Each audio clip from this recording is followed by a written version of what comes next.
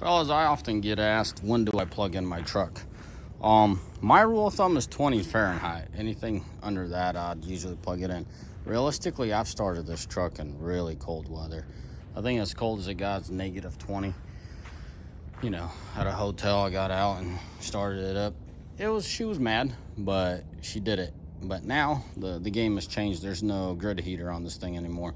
So this test is going to be for all of us. Rule of thumb, or should I say a reference point if you can. So it's about low 20s. Last night, I'll go ahead and start it. Last night I went ahead and purposely didn't plug her in because I thought about this morning sharing this with you guys.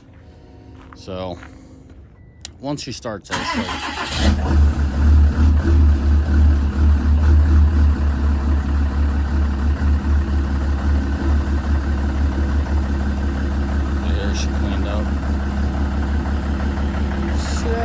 Probably not a perfect start, but considering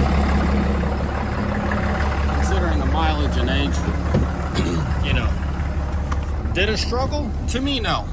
Did it have a few hiccups? Yes.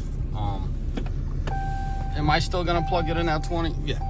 This video was done for everybody that are curious. Well, it's actually 28 or 27 outside. So it's high 20s. To conclude this video, that's 500,000, yes, on this truck. I got a couple videos coming up. This truck's struggling with a couple things. I'll leave that for another time, but I feel comfortable at 20 now. I've started this thing 2 days ago at 1 Fahrenheit outside, and I'm not doing that again. Truck started, ran. Well, let me correct this. It did not remote start. It attempted to remote start, and it fired up for about 2-3 seconds, and it quit. I had to get inside the truck and redo it on the first attempt inside, which technically is the second attempt for that moment, or should I say for that event, trying to fire it up.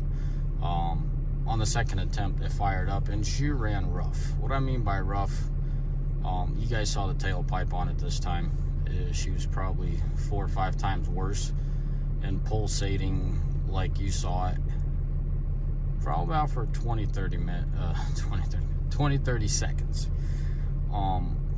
If I were to get in a pinch, I would have no problem doing it again, but I will avoid 1 Fahrenheit outside. I mean, it was chilly.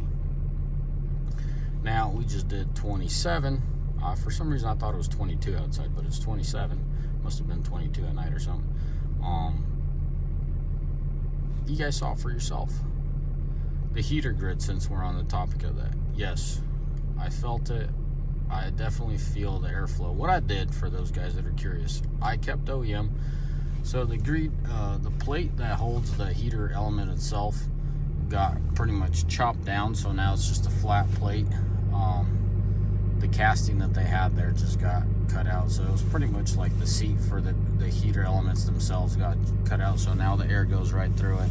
I have a video, you guys could, a few videos back, you can see, I showed in that video what we end up doing with the heater grid on this truck. I got underlined, she started this morning just fine, you know, she was shut down for over 14 hours, if that matters to anyone. It's a true cold start. Yeah, she was puffing a little bit, but she, you know, evened out real quick, and the video proves that. So for those guys saying, what are you gonna do out there when it gets cold?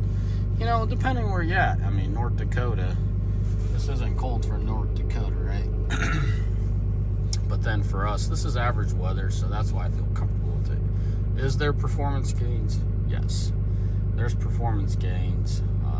Visually, if you understand mechanics, you'll understand the gains, but driving as well, I felt the gains. If you notice my gas mileage, I will talk about this in another one.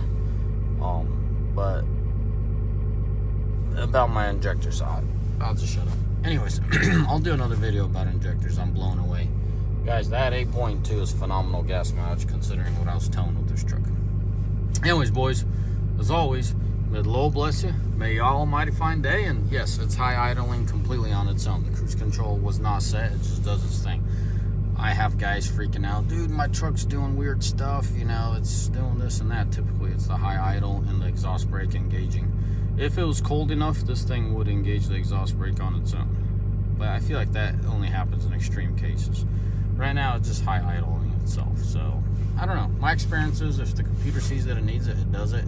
If you know for a fact you're parking for a long time, I advise you to high idle, but I wouldn't stress it over 5-10 minutes. I'm talking about parking this thing for hours, or at least half an hour. If you know you're parked for 20 to 30 minutes, set that high idle. But other than that, the computer does its thing and let it do its thing. All right, guys, as always, may the Lord bless you. May Almighty find day. Ciao.